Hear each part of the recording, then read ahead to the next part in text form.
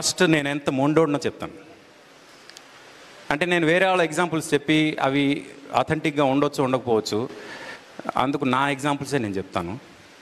Please don't take me wrong. చిన్నప్పుడు 6 ఏళ్ళు ఆ ఏజ్లో మామూలుగా నాకు ఎలా ఉండేదంటే, మేము మంచం మీద పడుకుని అలాగా స్మెల్ వచ్చేది, టీ స్మెల్ అలా ముక్కుకి తగలగానే కళ్ళు ఓపెన్ చేయకుండానే మంచం దిగి అలా బొగ్గులు పోయి దగ్గరికి వెళ్ళి అక్కడ కూర్చుని కళ్ళు ఓపెన్ చేసి టీ చూసేవాడిని. చూసి అప్పుడు ఆ గ్లాస్లో టీ నాకు ఇస్తే అది తాగేవాడిని అన్నమాట. మా అమ్మ వాళ్ళ తాతగారు ఇది చూసి, వీడు అంటే మా ముగ్గురు బ్రదర్స్ అలాగే ఉండేవాళ్ళం, మా ముగ్గురు బ్రదర్స్ పిలిచి,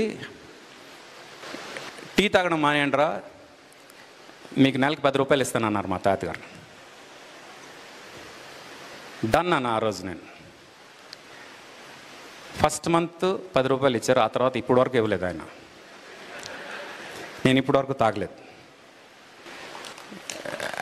ఆ రోజు తీసుకున్న డెసిషన్ అంటే at the age of 6 I took that call and till now I have not taken tea. అందుకనే రాగానే మేము టీ ఆఫర్ చేశాను సార్ మీకు. అయినా నేను నో అన్నాను, ఇప్పుడు కూడా కంటిన్యూ చేస్తున్నా అది.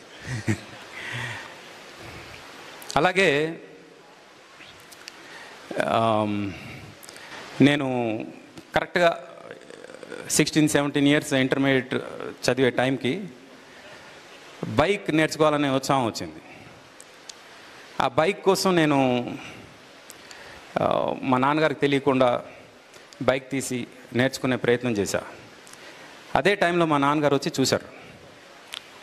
చూసి అయ్యప్ప మాల్లో ఉన్నారు, ఆయన తిట్టారు.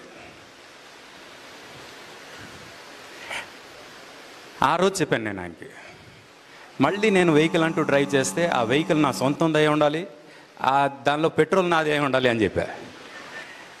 కానీ నేను ఫస్ట్ కొన్న వెహికలే స్కోడా కారు.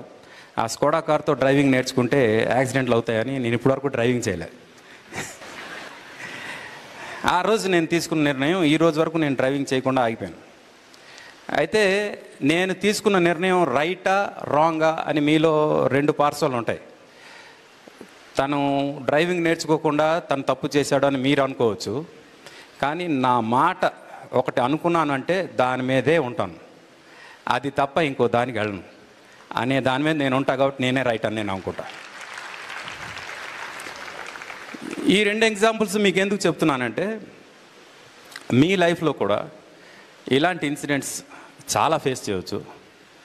కానీ ఒక్కసారి ఒక డెసిషన్ కనుక మీరు తీసుకుంటే దాని మీద అలా నిలబడాలి అంతే. ఎప్పుడైతే అలా నిలబడతారో మీకంటూ ఒక స్పెషల్ పవర్ వస్తుంది. ఆ పవర్ ఏంటంటే, మీరే తలుచుకుంటే అది అవ్వగలిగే పవర్. మీకంటూ ఒక సంకల్పం పెరుగుతుంది. సృష్టిలో సంకల్పానికి మించిన బలం ఇంకేది లేదు.